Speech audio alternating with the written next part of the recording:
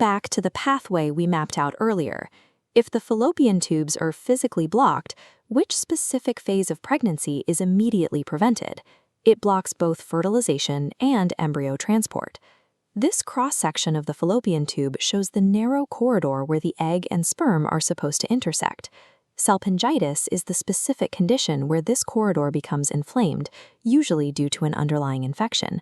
The inner walls swell inward and fluid accumulates, significantly narrowing the available passageway. This swelling creates a dangerous bottleneck. If an egg does manage to get fertilized, the enlarged tissue can physically trap it in transit. The embryo cannot pass through to the uterus, introducing the severe risk of an ectopic pregnancy. अगर यह जानकारी काम की लगी तो video को like करें, biometrics education को सब्सक्राइब करके बेल आइकन दबाएं और पूरी डिटेल वीडियो देखने के लिए अभी चैनल पर विजिट करें।